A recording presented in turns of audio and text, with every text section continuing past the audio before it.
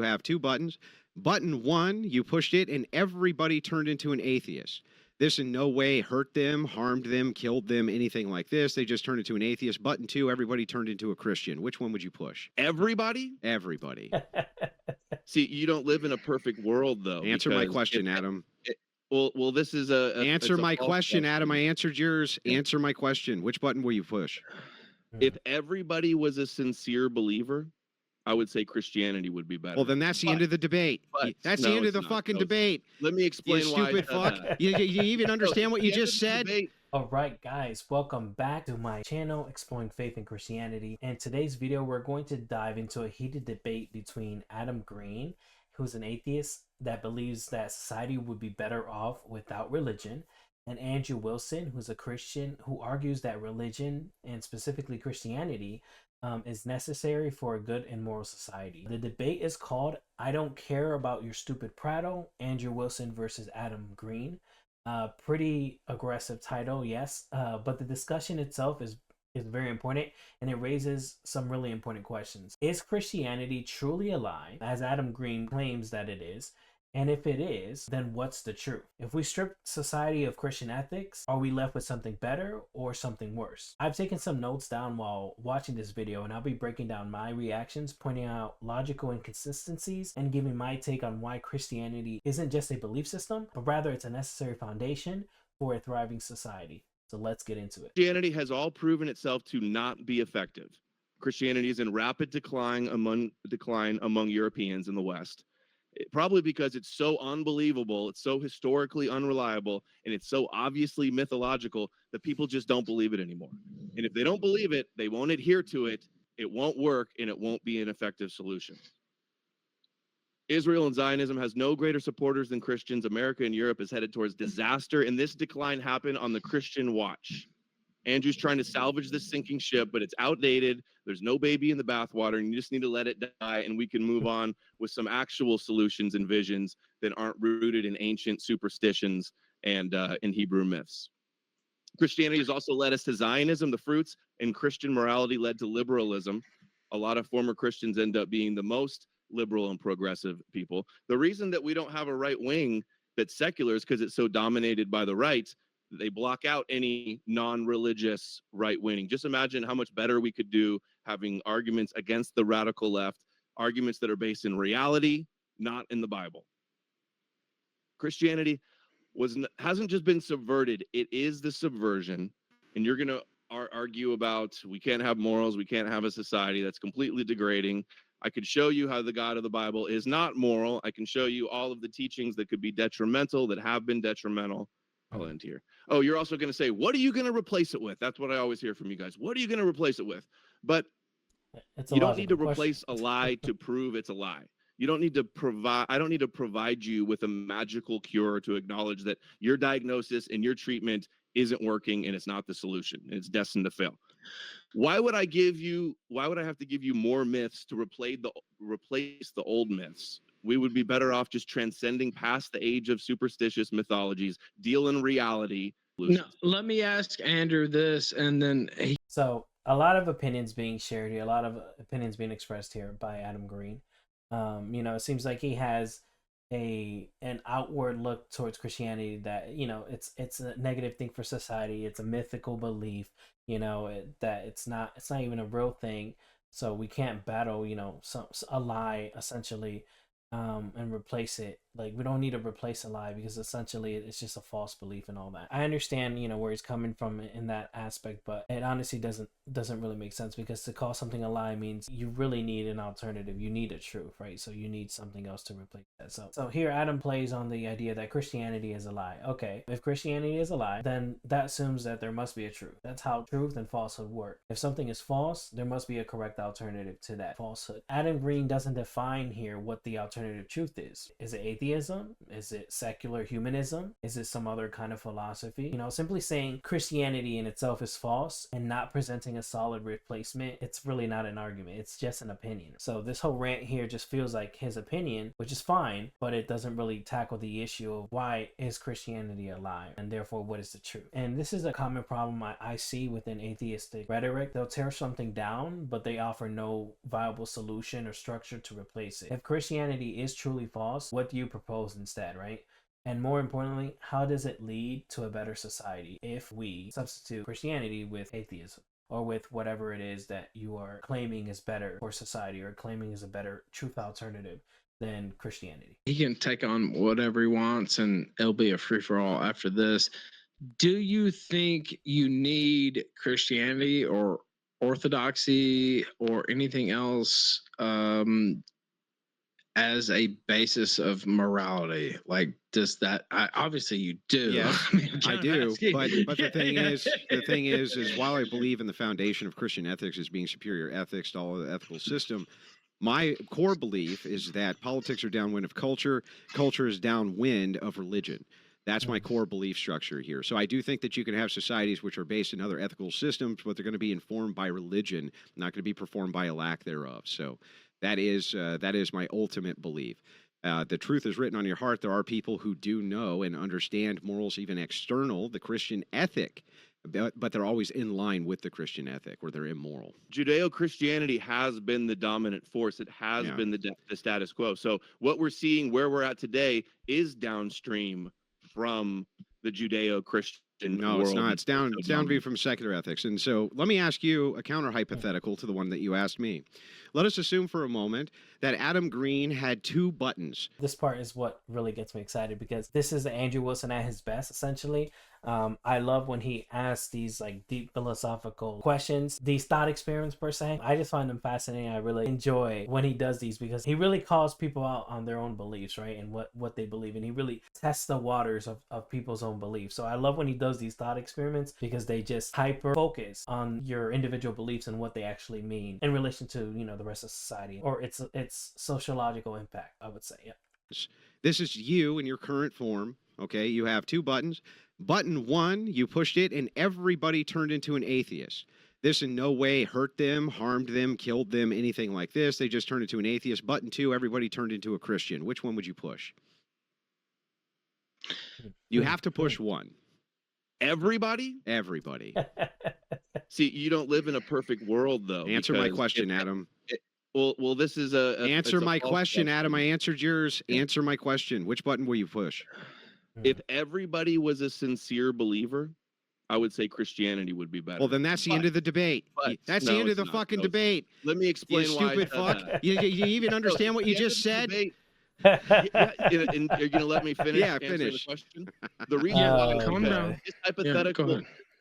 He just dug himself into a hole there. Come on. Because you said, like, you're basically saying I would rather live in a Christian society than an atheist society. Even in this hypothetical scenario, it still like shows where your morals are, right? It still shows what you lean more towards philosophically in your belief system.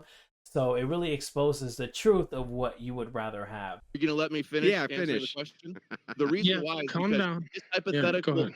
This hypothetical is completely unrealistic, because you can't force all people to sincerely believe in something. So if you pushed a button and that became the dominant force, and it was a Handmaid's Tale, and it was consolidated power, centralized power, and total Judeo-Christian Zionist tyranny, they're going to persecute the other people. And I would rather live in an all-atheist world in reality. So let's back up. So let's back up and world where everybody let's examine this. Completely unrealistic. Let us examine this and see if this is actually true, your logic here. So let's begin with the fact that, yes, all of the people you push button 1 on are going to be true believers. Zealots, maybe even, right? In the fact that they follow those Christian ethics so rigidly. Button 2, they're truly going to be atheists. They follow no form of religious ethical systems whatsoever. The same question still being asked. It's just being asked in a more detailed manner. Right? In both cases, they're totally devout. Which button do you push, Adam? This is, again, another stupid question. Answer the question. Just because the you don't same have question. Christian Stop Christianity doesn't obfuscating mean and that answer the other side has question. no I'm not interested in ethical your system. stupid prattle. Answer my question. One You at a can have an time, ethical gentlemen. system. You could have Gentlemen, an one ethical at a time. system without being Christianity. So this is another Answer. loaded. Do you know what a loaded hypothetical question. is? I missed where the front end of it cut out, but Do you know what a I think I heard hypothetical you. is? What's a hypothetical? It's a question you I shouldn't don't. answer. But But hypotheticals that that's are not based in reality and are completely unrealistic. That's right. They're not based in reality. They're completely unrealistic. They're designed specifically to test your logic. Now, answer my question. No. What? Answer my question. Didn't I just answer? No, I just reframed it differently to make sure that we could test your logic. The same question is being asked. It's just being reframed in a way to test Adam Green's logic. That's the point of this hypothetical question. It's to test your logic. It isn't to make a definitive conclusion, but just to test the logic, following the logic of someone's mind and what they think. They are devout. Button 1, the Christians do become all devout Christians. Button 2, they become devout atheists, meaning they never refer at all to any religious dogma of any kind for any type of ethical system. Which button would you push? I think that the secular ethics would be better than the biblical ethics, so I'd take the atheist in that question. Okay, so you changed your And it would answer. go with your hypothetical, you can insert any other monotheistic religion, and it would be the same thing. If everybody right. believed it, It would. Now, this is an interesting part of the debate. Adam Green is asked whether he'd rather live in a Christian society or an atheist society. Initially, he says Christian society, but later he flips and says atheist society. Why does this matter? Well, because even atheists deep down seem to recognize that Christian-based ethics create a more stable and livable society. Like, think about it. What kind of values do Christian ethics promote? Honesty, charity, compassion, strong family structures, a moral code that isn't just based on human opinion, but on divine authority. Atheism, on the other hand, offers a moral code that is, well, subjective. What's right and wrong is determined by human consensus, which means morality can shift based on cultural trends, power structures, or personal desires. This is why the question is so powerful. If we're being honest, a society built on Christian ethics is far preferable to one dominated by atheistic moral relativism. And even Adam Green seemed to know that until he didn't. I think that the secular ethics would be better than the biblical ethics, so I'd take the atheist in that question. Okay, so you changed your answer. With your hypothetical, you can insert any other monotheistic religion, and it would be the same thing. If everybody believed it, it would. So then the right one. So then the question is, the question is, if all of us one at a time, gentlemen. So let me one at a time. Hey, wait. One at a time. Andrew Wilson makes a good point here. This thought experiment isn't about proving which society is right. It's about preference. If you ask this same question to Muslims, they probably say they'd rather live in a Muslim society than an atheist one. Does that prove Islam is true? No, it just proves people prefer religious societies over secular ones. That alone should make us question, well, why? If secular ethics are so much better, then why do people naturally gravitate towards religious moral systems? The fact that people instinctively prefer living in a religiously based and guided society over a secular one shows that atheistic ethics don't provide a strong enough foundation for civilization to live by. So Wilson, okay, so go ahead and let me finish my inquiry, and you can ask me some questions afterwards. So the first part of the inquiry here, as I'm testing your logic. So all of them have now pushed the button, and they're all atheists. Can you explain to me what society looks like under atheist ethics? Yeah, it would look a lot like atheist secular societies that aren't Christian today, which have less degeneracy, which have less crime, which have less issues other places around the world. And they don't reproduce, right? Dude, the reproduction thing, didn't I address that in the beginning? Yeah, really but you were wrong. Without the Bible, you won't sleep with women and have kids? Yeah, well, that's what the numbers show. Adam, do you have a refutation? Without the magical Jews and the magical prophecies, you wouldn't be with women. You'd just be a bunch of evil Adam, gay, your worldview reduces to nihilism. Tell me how you can convince somebody who tells you, who's a secularist. You're actually the nihilist. You say that without Christianity, that there's nothing to live for. You're the nihilist. I don't look at the world that way. Okay, fine, Adam. Then let's test and see. Let us test and see if this is true from Adam Green's perspective, and see if this is the case. Go ahead, your son, daughter, whatever. Everybody's been reproducing throughout time without close friend. Christianity. No, well, yeah, where? You need Jewish lies in order to answer my question, Adam. You're obfuscating again. There's no society I'm aware of which has been secular that has successfully reproduced ever in history, ever. Oh, come on, please. Name one. How have humans been reproducing? Are you going to name one, Adam? Name one. Yeah, see, this is what I'm talking about. Like, I don't have the data sitting here in front of me, but if what Andrew Wilson is articulating is true about society basically being on decline within like an atheistic society, you're gonna have declining birth rates and people not reproducing as much. And the fact is that he can't even name one society that shows an increase in birth rates and shows an increase in a society that's actually thriving under atheism. If the data is right, if the stats are right on this, you know, that there's a decline within atheistic society of birth rates, then this just doesn't look good for that being a viable alternative to a Christian society or a religious society or whatnot. Please name one. How have humans been reproducing? Are you going to name one, Adam? Name one. to say waiting that, for you to name one, you're just obfuscating. Just wait. Hold on. Let him answer, Andrew. Go ahead.